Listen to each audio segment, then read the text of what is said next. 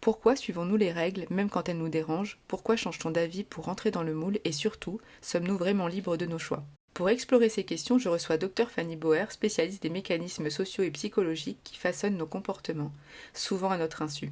Dans cet échange, on parle de pression du groupe, de besoin d'appartenance et de liberté individuelle, mais aussi des moyens de reprendre un peu de conscience et de pouvoir sur nos décisions. Un épisode pour toutes celles qui veulent comprendre comment la société nous influence et comment s'en libérer un pas à la fois. Je vous souhaite une bonne écoute. Avant de commencer, je vous invite à vous abonner à la lettre impactante.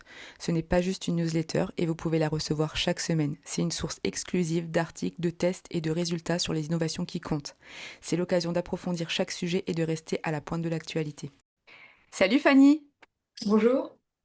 Je suis contente de t'avoir aujourd'hui parce que comme je te le disais en off tout à l'heure, je suis tombée sur une de tes vidéos sur Instagram, où tu mets d'ailleurs plein de vidéos très sympas dans ton domaine. Et ça m'a inspiré le sujet de ce podcast. Et c'est comme ça que je t'ai contactée et que tu as accepté. Donc on est vraiment contente avec Magali de t'avoir avec nous aujourd'hui. Merci à vous de m'avoir invité. En plus, votre podcast, moi-même, je le trouve inspirant et je trouve que vous réunissez une communauté autour de vous. Donc, ça me fait très plaisir d'y participer pour un sujet qui est essentiel puisqu'il nous concerne tous, nous, les êtres humains. Donc aujourd'hui, on va aborder la conformité sociale. Donc c'est un thème, je pense, qui parle à pas mal de personnes parce que, enfin, ou du moins, on peut se poser pas mal de questions sur le sujet. Déjà, est-ce que tu peux nous dire qu'est-ce que c'est la conformité sociale exactement? La conformité sociale, c'est ce biais que l'on a tous en nous de chercher à se conformer à un groupe, à la société, à ce qui est pour nous une forme d'appartenance. Et dans cette conformité, parfois, on perd qui l'on est vraiment pour finalement s'assimiler à l'autre. Et si parfois l'assimilation peut avoir du bon, quand on parle de la conformité sociale, de manière générale, c'est quand même assez euh, ça a des biais négatifs parce que ça crée parfois des grands mouvements de masse qu'on n'a pas choisis. Ça crée parfois qu'on est moins soi-même. Ça crée aussi qu'on suit des chemins qui ne nous correspondent pas et qui fait que finalement, suivre l'autre nous perd plutôt que de nous amener là où on aurait besoin d'être. Tu penses qu'il y a certaines personnes qui justement ont été prises par un mouvement et en fait parfois se rendent compte que finalement elles ont suivi, tu vois, un peu le flot voilà, de cette conformité, qu'elles se rendent compte, dès qu'elles s'en rendent compte, elles n'arrivent plus vraiment à revenir en arrière? C'est une question très intéressante ce que tu me poses là, parce que finalement, oui, tout à fait, mais ça nous arrive à tous. Mhm, Même aujourd'hui, on est tous en train de vivre des choix qui parfois ne sont pas des choix. mhm. Ont une manière de vivre, une manière de travailler, une manière de choisir un métier, une manière d'être insécurisé. Tout ce que l'on vit n'est pas choisi et n'est pas forcément absolu. Tu vois, je te donne un exemple de conformité sociale. En France, par exemple, on a un biais, on a l'impression pour certains, tout du moins, que avoir une sécurité professionnelle, donc un CDI, et bien finalement, c'est très important. Tu vas dans d'autres pays, ce ne sera pas la même norme. Mais ça, c'est une norme. C'est exactement ce qu'on appelle une norme sociale. Et donc, la conformité sociale, c'est avoir l'impression que le but d'une vie, c'est finalement, ou le but de sa vie professionnelle, c'est d'avoir un CDI, alors que c'est en fait une norme qui nous est fourguée, entre guillemets, par la société et qu'on n'aurait pas forcément choisi si on avait eu le temps d'élaborer ses propres questions. Et tu vois, pourquoi on a autant ce besoin de se conformer en fait? Pourquoi on a besoin de ça? Parce qu'en fait, on est du côté de la naissance, dès qu'on arrive sur la Terre, eh bien, on arrive avec un père, une mère, des frères, des sœurs, un groupe autour de nous.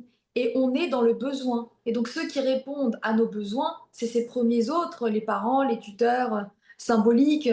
Et donc, finalement, on ne n'est pas du tout autonome. On est vraiment dans la dépendance à l'autre. Et petit à petit, on va vers une autonomie, mais ce sera jamais une autonomie qui nous coupe du monde parce qu'on a besoin des autres. D'ailleurs, en Occident, on a tendance à penser en psychologie l'individu comme trouvant sa paix par l'autonomie et donc à devoir se défaire des autres. Mais en Afrique, par exemple, la psychologie est différente et on parlera plutôt des êtres humains comme traversés par les autres. C'est-à-dire que les autres nous structurent, qu'on le veuille ou non, et que l'on vise l'autonomie ou que l'on vise une connexion saine, ça concerne toujours les autres. Et donc, bien sûr, à l'âge adulte, ces autres, ils ont une grande importance dans nos vies. Et nos groupes d'appartenance, finalement, on a tendance à vouloir les suivre. C'est des Ouais. repères. Et étant donné qu'on est éduqué aussi depuis tout petit avec le fait de devoir aller à l'école à une heure donnée, d'écouter la maîtresse, d'avoir des copains, des copines qui suivront aussi leur chemin, eh bien finalement, tu vois qu'on nous habitue à être avec l'autre. Et dans cette habitude, il y a parfois aussi des dépendances où parfois on surinvestit la pensée de l'autre. Parce que ce qui est vrai, c'est que si les autres nous servent à devenir, vient quand même le moment où on doit accepter d'être une pensée libre, une pensée propre, parce que sinon, comme je le disais, on peut être amené à vivre une vie qui ne nous plaît pas et qui ne nous ressemble pas. Quels sont les effets de la conformité sur notre liberté individuelle et nos prises de décision? Est-ce qu'on peut vraiment être soi-même dans un groupe? Il faudrait viser à ce que dans un groupe, chaque personne soit soi-même et donc apporte quelque chose au groupe. C'est-à-dire ce qui se passe quand on fait des brainstorming, quand les gens se réunissent pour trouver des idées Mhm. ou dans les cercles de pensée, on attend de chaque personne qu'il soit pour que quelque chose émerge. Maintenant, on va dire dans le mode par défaut des êtres humains, c'est quand même difficile d'être soi. C'est pour ça que D'accord. bien souvent, on va voir dans les grandes manifestations que ça peut entraîner plus de violence, par exemple, ou que ça peut entraîner des actions qui ne sont pas forcément choisies. Donc ça reste difficile d'être soi. Mais je pense que c'est différent selon les âges que l'on a. Par exemple, bon, durant l'enfance, c'est normal, on veut se conformer, on devient comme ça par mimétisme, on cherche à ressembler pour devenir. À l'adolescence, on commence à s'émanciper, puis à l'âge adulte, on a quand même une marge de liberté, donc quelque part, on doit être capable d'être des individus qui acceptent de penser aussi, entre guillemets, avec eux-mêmes et qui assument leurs propres pensées. Mais selon ce que tu vis, selon ce que tu traverses, ça peut être difficile. Et donc, tu me demandais les impacts que ça a, la conformité sociale. Mhm. Ça, comme premier impact, finalement, de ne jamais assumer sa propre pensée. Mhm. C'est-à-dire que tu vas toujours adopter le point de vue de l'autre. Ça a comme impact un manque d'assurance parfois. Parce que si tu surinvestis de la pensée d'un groupe ou d'un autre dans ce groupe, tu perds de vue ta propre pensée. Et ça peut être aussi difficile finalement pour tous ceux qui ont envie d'être leaders, pour tous ceux qui auraient envie de justement de produire une pensée, d'amener quelque chose de différent sur la Terre. Ça peut être difficile de le faire parce que on est constamment en train d'essayer de voir si ce que l'on pense correspond aux attentes. Donc tu vois, c'est en fait quand même un chemin assez dangereux. Tu sais, on avait enregistré il y a quelque temps un podcast sur le cerveau et justement il y avait une des questions qui était, tu sais, on a toujours cet exemple de personne, tu vois, qui va justement suivre un peu le mouvement dans un groupe et on a toujours l'exemple d'une personne, c'est un peu plus rare, mais tu sais, qui vraiment tout le temps affirme sa personnalité, quitte à être seul, qui va jamais suivre, qui va tout le temps dire ce qu'il pense, etc. Et en fait, moi, je demandais à la personne qui était interviewée si elle pensait que c'était quelque chose, tu vois, vraiment au niveau cérébral, ou si c'était quelque chose qui venait de, tu vois, de l'éducation, etc. Toi, t'en penses quoi de ça? Je pense qu'on est corps et âme et que donc le corps influence l'âme et l'âme influence le corps. D'accord. Parce que si tu éduques ton enfant effectivement à être un libre penseur, j'espère qu'on est tous en train de le faire, Oui. forcément ton enfant il va être en sécurité parce qu'en tant que parent tu renvoies à ton enfant, tu es en sécurité quand tu poses ta parole. Et Mhm. donc ça doit bien sûr impacter le cerveau, le système hormonal, bien sûr ça doit créer que quand tu prends parole, bah, tu n'as pas l'hormone du stress. Donc en fait Mhm. il y a tout un ensemble qui produit des libres penseurs. Mais je pense que c'est quand même l'âme qui prévaut pour moi sur le corps. C'est-à-dire que même quelqu'un qui aurait du stress ou de l'angoisse à exister en tant que lui-même ou à prendre parole ou à s'établir dans la société, s'il travaille sur lui, s'il a une destination, s'il sait pourquoi il fait les choses, ben, il peut se structurer et structurer même son cerveau à arriver à s'affirmer dans la société. Mais tu sais, moi, personnellement, je pense vraiment que c'est important de ne pas être docile. Je pense que c'est très important dans cette société de s'affirmer. Et donc, ça pose la question de vraiment à chaque fois se dire, est-ce que ce que je vis, je l'ai vraiment choisi? Et si je choisis de me conformer, parce que moi-même, il y a des choses que j'apprécie, auxquelles je me conforme, je Mhm. valide, c'est une manière de vivre et je me conforme, mais il y a quand même du choix à l'origine. Et chaque personne, je pense, qui nous écoute, doit se poser la question, ce que je vis, est-ce que je le choisis? Mhm. Ouais. Ouais, c'est intéressant. Et est-ce qu'il y a des situations où la conformité, justement, est bénéfique, voire nécessaire, ou à l'inverse, est-ce qu'elle devient parfois problématique et dangereuse? Je pense que la conformité est nécessaire pour vivre sur la terre, mais peut-être il faudrait pas l'appeler la conformité parce que dans conformité entend le fait de se conformer, peut-être c'est plutôt arriver à vivre avec les autres et se mélanger que la couleur de l'autre fasse partie de soi, finalement qu'on soit un tout. Là aussi, ça rejoint un peu une philosophie qu'on peut trouver dans d'autres continents, que finalement, je suis parce que nous sommes. Donc il Mhm. y a une espèce de mélange comme ça. Ça, c'est très important. Parce qu'effectivement, même ceux qui aimeraient être autonomes, comme je le disais, on dépend quand même toujours de quelqu'un ou d'un groupe. Et puis aussi, la vie est une grande aventure collective. Donc en fait, l'épanouissement, la paix intérieure, la cohérence, tout ce que les êtres humains cherchent passe quand même par l'appartenance au monde. Mhm. Et, et aussi, un autre point important, les racines. Tu vois, on parlait de l'Alsace tout à l'heure, parce que toi et moi, nous venons d'Alsace et nous aimons l'Alsace. C'est important quand même, les groupes d'appartenance, les origines, les valeurs que nos origines nous donnent. Mhm. Donc en fait, la conformité dans ce sens-là, elle est racinaire, elle est fondamentale et elle est un socle et elle descend de génération en génération.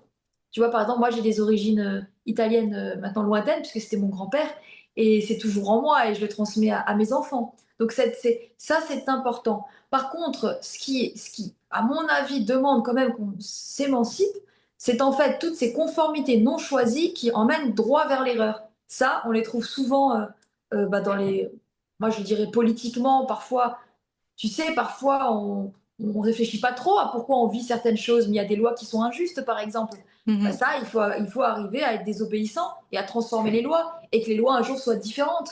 Tu vois, il y a plein d'endroits où la conformité, elle ne peut que t'entraîner à ta perte, parce qu'au-dessus de nous, ils n'ont pas forcément pris les chemins qu'il fallait, c'est pas des chemins absolus. Et donc, quand tu répètes des chemins non choisis, ça peut mener au malheur. Mhm. Moi, dans ma clientèle, ce que je vois très souvent, c'est en France, une des conformités problématiques, c'est qu'on nous a enseigné depuis petit qu'il fallait avoir un travail pour être en sécurité et qu'il fallait travailler dur pour avoir de l'argent. Ces notions-là, finalement, elles ont entraîné des enfants à devenir des adultes malheureux parce que finalement, on retrouve des gens qui n'ont pas choisi leur métier par passion, mais parce qu'ils cherchaient la sécurité, sécurité qui ne te rend pas heureux, donc tu vis dans un monde Mhm. d'illusions. Ici, Mhm. c'est typiquement l'endroit où il ne faut pas et il ne faut plus se conformer. Il Mhm. faut chercher sa route singulière et créer de nouveaux modèles. Ouais, ouais. Et puis en plus, justement, quand tu parles de sécurité, t'as des gens qui mettent en place une vie par rapport justement à cette sécurité financière qui du coup, est parfois problématique dans le sens où ils n'arrivent pas à s'en libérer parce ils deviennent un petit peu dépendants de ça. Ils ont des crédits à hauteur de, tu vois, de ce qu'ils gagnent et ils se sentent un peu parfois le couteau sous la gorge pour pouvoir se lancer dans autre chose. Et Oui, tout à fait. tu vois, ça peut être, c'est vrai que ça peut être parfois problématique, quoi. Problématique et puis tu vois, c'est un conditionnement parce que si tu ne t'autorises jamais à faire un travail que tu aimes parce que tu es persuadé qu'il faut travailler dur Mhm. pour exister, mais ce biais-là, c'est dommage. C'est Mhm. dommage d'établir sa vie de cette manière-là. Et tu peux trouver ça un peu partout. Par exemple, je te donne une autre norme, une espèce de conformité qu'il y avait à l'époque, maintenant un peu moins. Mais je vois souvent des jeunes parents qui vont, même en rigolant, avoir l'impression que lorsque tu deviens parent, ben, certaines choses doivent s'arrêter. D'ailleurs, on va utiliser le terme de se ranger, ou justement, on va dire j'ai bien profité. Et Mhm. en fait, ça, pour moi, c'est aussi une norme. C'est une norme sociale qu'il y a des grandes étapes. Et à chaque étape, ben, tu dois changer et te normaliser. Mais Ouais, pour tous ouais. les êtres humains qui n'ont pas envie d'être normalisés, Mhm. ben, en fait, il faut vraiment défaire ces murs-là. Ouais, ouais. En anglais, on dit break the rules. Quelque part, il faut vraiment, quelque part, un peu partout, se dire est-ce que ce cadre me va ou est-ce qu'il me rétrécit le périmètre. Et Mhm. moi-même, dans ma vie, je pense que si j'avais été dans une conformité sociale, j'aurais pas pu construire tout ce système autour de moi qui est quand même un système de liberté, y Mhm. compris avec mes enfants. Donc vraiment, ça vaut le coup de se poser la question qu'est-ce que moi, de manière singulière, je veux vivre dans cette existence qui a un début et une fin. Je voulais rebondir, Fanny, sur ce que tu disais justement au niveau enfin, des normes en France sur le travail difficile, etc., pour bien gagner sa vie. On a eu aussi un petit peu, je trouve, tu sais, ces derniers temps, le côté, je vais dire girl boss, je mets pas tout le monde dans le même panier ni quoi que ce soit, mais tu vois, ce côté femme entrepreneur, entreprenez, ne vous arrêtez pas, faites 36 000 choses en même temps, etc. Et finalement, on s'est rendu compte quand même que les femmes avaient une énorme charge mentale se mettaient une pression de fou. Et en plus de ça, certaines, comme tu dis, elles ont des familles et qu'en plus de lancer des choses à côté, c'était très compliqué. Il y a eu, on se rend compte qu'il y a une explosion aussi des règlements hormonaux par rapport à ça, à la fatigue, au stress, etc. Et est-ce que tu penses que justement ça a été un peu un engouement par rapport Tu vois, ce côté ouais, de conformité, ouais, je pense que c'est ça qu'il faut pour être heureuse. Et finalement, est-ce que c'est... Enfin, tu vois, ça n'a pas été justement des choses un peu trop rapides et sans se poser de questions, en se disant, mais tiens, elle réussit, c'est ça qui marche et c'est comme ça qu'elle est heureuse, donc moi aussi je vais l'être. Et sans se poser la question d'au final, qu'est-ce que j'ai vraiment besoin? Mais partout où tu trouveras finalement peu de questions qui est à l'origine finalement de ce qui semble un choix, tu vas trouver ce qu'on appelle la conformité sociale. Mhm, Parce qu'effectivement, tout ce mouvement, d'ailleurs c'est franco-français, mais tout ce mouvement de voilà ce qu'il faut faire pour être une businesswoman, c'est encore une fois des règles qui sont mises par une espèce de masse et après, ceux qui suivent se conforment. Mais par ouais. exemple, il y en a plein qui vont te dire, et c'est un peu devenu un langage commun, qui vont te dire euh, que eux, leur plaisir, c'est justement de pouvoir travailler peu, avoir beaucoup d'argent pour avoir du temps pour eux. Mais Mhm. ça ne correspond pas à tous les passionnés de leur métier. Non, Tu vois, c'est par sûr, ouais, exemple, ouais. moi, même si j'avais tout l'argent du monde, mais jamais je voudrais arrêter de travailler parce qu'en fait, j'adore ce métier. Mhm. Donc, tu vois, il y a finalement un manque de finesse dans tous ces mouvements qui ne prennent pas en compte la particularité de chacun. Ah ouais. Mais même plus loin, tu parlais des réseaux sociaux, tout le côté physique, par exemple les BBL ou l'espèce de normes physiques aujourd'hui auxquelles les femmes aimeraient correspondre. Encore une fois, c'est du conformisme. À Ouais, ouais. chaque fois, finalement, qu'il y a ces espèces de modèles et on est tous en train de regarder des personnes se mettre en mots et on essaye de ressembler à ces personnes, et ben on est en train de se conformer. C'est pour ça qu'il faut être exigeant avec soi-même et quand même faire un peu d'introspection pour être heureux sur la terre ou pour trouver de la paix. Parce que sinon, tu peux admirer des personnes, alors que finalement, si tu étais en train de vraiment réfléchir à ce que tu veux de ta vie, tu voudrais rien avoir avec ces personnes-là. Mhm. C'est important de se questionner sur ce que tu veux, ce que tu décides et ce que tu désires vraiment, y compris dans ta manière d'habiter ton travail. Mhm. Et quelle figure ou expérience, tu sais, historique, sociologique, psychologique, illustre le mieux ce genre de phénomène? Est-ce que tu as des exemples un petit peu où Oui, tu as justement... l'expérience de H. Tu as l'expérience de H qu'on utilise beaucoup à l'université pour faire comprendre le conformisme.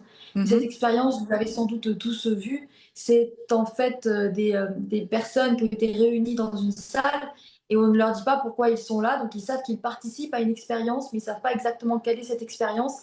Et on leur montre une espèce un trait avec une taille et mhm, d'autres traits.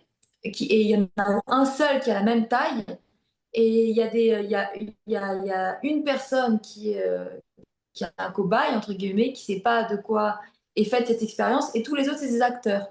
Et donc, tous les acteurs se trompent et prennent des traits soit plus grands, soit plus petits, de manière flagrante par rapport aux traits de base. Et en mhm, fait, on voit que finalement, tout ce qu'on appelle les cobayes dans les expériences, toutes ces personnes qui ne savent pas finalement qu'à choisir finalement de se conformer et donc ils n'osent pas dire ce qui est finalement le réel. Ils n'osent pas dire le bon trait qui correspond vraiment à la bonne taille. Et puis tu as eu beaucoup d'expériences ces dernières années qui sont sorties sur les réseaux sociaux qui sont extrêmement intéressantes où tu vois par exemple des personnes entrer dans des salles avec un bruit et donc il y a plein d'acteurs qui se lèvent quand il y a mhm. le bruit, tu l'as peut-être vu aussi. Et, et ça, bon, bien sûr, ça n'a pas de sens de faire ça. Et tu vois que Ouais. finalement, là aussi, les cobayes qui rentrent dans cette salle, ils finissent par faire exactement la même chose. Et Mhm, toutes ces expériences, elles nous parlent de quelque chose qui a à voir, comme je le disais, avec nous, les êtres humains, depuis la nuit des temps, parce qu'on est en fait une grande expérience à ciel ouvert. Il mhm, suffit de nous regarder, il suffit de regarder les médias, il suffit de regarder aussi tout ce qui peut se passer dans notre société pour voir à quel point parfois on aurait tendance, tu sais, même socialement, on aurait tendance à se ranger parfois du mauvais côté parce qu'on mhm, se conforme à une espèce de masse. Je te donne un exemple qui n'est pas absolu, hein, qui concerne aussi mon avis. Mais par exemple, il y a un délit aujourd'hui qui s'appelle la désobéissance civique. mhm, Et tu as une personne qui est vue comme un héros pour certains et qui va être peut-être condamnée pour d'autres. Je ne me souviens plus de son nom, mais c'est une personne qui avait caché des migrants et qui les avait aidés à passer d'un mhm, côté de la frontière à un autre. Et en fait, lui, par exemple, on peut dire qu'il ne s'est pas du tout conformé à ce que la loi attend de lui parce qu'il a sauvé des migrants mais dans d'autres groupes humanistes, ils se conforment à une vision humaniste, tu vois. mhm, Donc ça dépend, finalement, ton système de valeurs, lequel est-il? Pour toi, c'est quoi faire le bien? Pour toi, c'est mhm, quoi une vie épanouie? Pour toi, être une business woman, qu'est-ce que c'est exactement? Ouais. Tu vois, toutes ces questions-là, c'est ce qui va constituer le socle de ta vie. Et tu sais, tu parlais là, justement des réseaux sociaux, je rebondis sur un truc, tu sais, le phénomène des trends. Tu sais, en fait, bah, en fait, ça me questionne énormément parce que je me dis, quelqu'un fait, tu vois, une danse, par exemple, et t'as des milliers de gens qui vont reprendre cette danse. Mais en fait, du coup, enfin, je pense que c'est quelque chose de répétitif, tu vois. Moi, j'ai du mal à comprendre, du coup, enfin, à quoi ça sert exactement. Mais j'ai l'impression que les gens, ouais, ils ont ce truc, tiens, j'ai fait cette traîne, tu sais, je sais pas si c'est une conformité ou quoi, mais c'est vraiment particulier, je trouve, ce phénomène, tu vois. Oui, on pourrait dire que c'est une conformité sociale «ludique» entre guillemets. Mais là aussi, si ça rend heureux certains de J'aime répéter la bien le danse, parce que terme. ça peut créer, ça crée des communautés partout dans le monde, tu vois. Ouais, ouais, C'est-à-dire, mais ça peut te rendre fou aussi. Par exemple, moi, dans Damé Hooker, là, ce que tout le monde a fait, au bout d'un moment, ça rend dingue. Mais ouais, ouais. en même temps, on peut pas nier que ça relie les gens quand même, tu vois. Ouais, Ça relie les conformité gens parce que ludique. partout dans le monde, il y a des sons qui. Ça, je pense que ça, c'est pas forcément toxique. Maintenant, ce Mhm. qui peut être toxique, c'est d'autres choses que tu vois online, justement. Tous ces gens aujourd'hui qui disent viens te former pour avoir un business à je ne sais combien de zéros, bah ça, Ouais, oui. typiquement, c'est une conformité. C'est malsain. De une, Mhm, c'est malsain parce que tu es en train de connecter le travail à l'argent. De mhm, deux, en fait, c'est finalement tout axé sur cette question du financier. Et puis bien souvent, c'est du mensonge. Donc mhm, là, tu as une tentative de te créer un besoin de conformité ou de créer quelque chose que je trouve malsaine. Donc les mhm, danses que tout le monde répète, les traînes, bon, moi, ça me va si ça en rend heureux les gens. Mais mhm. lorsque finalement, tu es, en train de véhiculer de mauvaises valeurs, bah là, oui, Ouais, ouais. là, quelque part, ça crée quelque chose de dangereux et de toxique. Est-ce que tu pourrais nous dire, enfin, comment on peut apprendre à repérer quand on se conforme par automatisme et surtout comment on peut développer, tu vois, un esprit plus critique, plus autonome sans forcément devenir marginal? Je pense que c'est par le savoir, c'est-à-dire que, bah, par exemple, en écoutant tes podcasts, en Mhm, écoutant tout ce qui concerne le savoir, en lisant aussi beaucoup, mhm, forcément, on développe une pensée et donc on est capable de choisir. Parce que ce qui fait qu'on ne choisit pas, bien souvent, c'est aussi qu'on a l'impression de ne pas savoir, à tort ou à raison. Et donc, se donner du savoir, des moyens de comprendre son monde, de se comprendre soi, de comprendre les autres, permet de choisir. Donc, mhm, le savoir que l'on se donne est très important. Moi, mhm, dans ma vie, il y a des moments où j'ai dû tout déconstruire pour reconstruire des impressions que j'avais du monde, mais même de la psychologie, de l'homme. En fait, parfois, tu es obligé de passer par des grands moments de déconstruction pour être capable de reconstruire. Mais si tu déconstruis tout sans savoir pourquoi tu le fais, ça ne va pas te bâtir. Donc, en fait, il mhm, faut toujours te donner les outils de ta construction intérieure. Et pour moi, ça passe vraiment par le savoir. Et puis ensuite, ça passe par le fait d'arrêter d'avancer dans sa vie les yeux bandés, c'est-à-dire de suivre des grands mouvements sans jamais te poser la question est-ce que je suis en train de vivre une vie qui me correspond? Et mhm, si je réponds trop vite à ces questions, par exemple, si je me demande est-ce que ma vie me correspond et que je me dis non, je voudrais être plus libre ou avoir plus d'argent, mais là, c'est que des titres de chapitre, il faut descendre encore et encore et encore. mhm, L'argent est un moyen et absolument pas une finalité. Donc mhm, sur les réseaux sociaux, quand on voit partout que ce serait une finalité, on se trompe de route.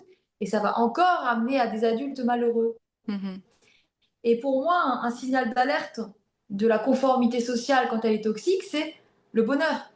Si je me trouve à un moment de ma vie où j'ai l'impression que mes choix me rendent malheureux, c'est mhm, le moment idéal pour se poser la question, qu'est-ce qui fait que je choisis? Qu'est-ce qui fait que je choisis mal? Et de quoi ai-je vraiment besoin? mhm. Ouais, c'est très intéressant. Et du coup, en fait, là, on a terminé nos questions. Est-ce que tu as envie de rajouter quelque chose, toi, par rapport à ça, un message que tu as envie de passer ou quelque chose que tu as envie d'ajouter, Bah, de dire? sur la conformité sociale de manière précise et puis en général sur la manière dont on doit tous vivre nos vies, je Mhm, pense qu'aujourd'hui c'est vraiment fondamental qu'on qu'on- qu'on se donne tous les moyens justement de donner de l'importance à sa propre pensée. mhm, Et pour cela, il faut quand même avoir un peu de détachement, s'attacher au savoir, y compris sur les réseaux sociaux, parce qu'il peut y avoir du savoir intéressant, mais se mhm, détacher aussi, avoir des temps de solitude, avoir des temps avec sa propre pensée. Toutes les grandes religions ou les grandes spiritualités et toutes les grandes philosophies et même la psychologie impliquent d'avoir du temps avec soi. Mmh. implique de passer du temps à, à visiter son histoire, à visiter son horizon. Donc en fait, pour moi, c'est important de ne pas être docile, c'est important de s'affirmer, mais de le faire avec conscience et savoir, et donc de prendre le temps de nourrir vraiment ce lien à soi, de nourrir ce lien à soi. Et le deuxième point, c'est méfiez-vous de tous ces temps perdus. Alors aujourd'hui, on vit dans des vies mondaines et tous, finalement, on a pris l'habitude de scroller, on a pris l'habitude, quand on a un petit trajet, par exemple, d'aller à un point B, on va parfois se perdre justement et perdre du temps précieux. Et ce temps précieux-là, en fait, c'est parce qu'on se connaît mal. Parce que lorsque l'on connaît, par exemple, le circuit de la dopamine, lorsque l'on sait que ces petites vidéos courtes avec une musique vont faire finalement de l'addiction, et que dans cette addiction, on finit par se perdre parce qu'en fin de journée, on n'a absolument pas l'impression d'avoir vécu quelque chose d'important, on a juste scrollé, eh bien ça donne vraiment envie de se détacher. Donc le Mmh. savoir, il vous sauvera toujours tout au long de votre chemin. Et prenez soin de vous, de votre pensée, de votre cerveau du côté du corps, de votre âme du côté de cette existence qui finalement va plus loin que la mécanique du corps. Donc c'est très important effectivement de se poser de grandes questions et de bâtir une existence sur le fil du désir personnel. Mais merci beaucoup Fanny d'avoir répondu à mes questions. Moi, j'invite vraiment les gens à aller voir ton compte Instagram parce que tu vulgarises plein de choses, enfin plein de grandes pensées parfois complexes. Et du coup, je trouve ça super intéressant parce que moi justement, c'est comme ça que je t'ai connue parce que je suis tombée sur la vidéo, une de tes vidéos où t'expliquais des choses, je trouve, très simplement. Alors que c'est souvent, comme dit, des pensées complexes. Du coup, j'invite vraiment les gens à aller voir ton Instagram, qui sera en lien d'ailleurs sous ce podcast. Et voilà, merci beaucoup. Merci Barbara, merci pour cet échange qui était aussi très intéressant pour moi et pour tes questions qui permettent aussi d'aller plus en profondeur dans des sujets qui sont importants et qui concernent les êtres humains. Donc merci à toi et puis à ta collègue qui aura un gros montage mais qui est brillante Ouais, apparemment dans ce qu'elle fait, donc pas de souci. D'ailleurs, pour les personnes qui auraient des fois, il y aura peut-être à des petits moments où ça a un peu brouillé, c'est parce que Fanny allait à Londres et que du coup il y avait un petit souci de connexion. Donc voilà, mais je pense que tout a été bien enregistré et voilà, je souhaite une bonne écoute du coup aux auditrices, aux auditrices. Belle À écoute bien- à vous et à bientôt. à bientôt. Merci d'avoir écouté ce podcast en compagnie de Dr Fanny Boer. J'espère que cette conversation vous a permis de mieux comprendre les mécanismes de la conformité sociale, ces petits réflexes qui nous poussent parfois à rentrer dans les cases sans même nous en rendre compte. Peut-être qu'en prendre conscience, c'est déjà le premier pas pour choisir plus librement, pour oser penser autrement et surtout pour se rapprocher un peu plus de soi. Si cet épisode vous a parlé, je vous invite à le partager, à en discuter autour de vous et à laisser un avis ou un commentaire. Ça compte beaucoup pour faire circuler les idées. Prenez soin de vous et je vous dis à très bientôt pour un nouvel épisode.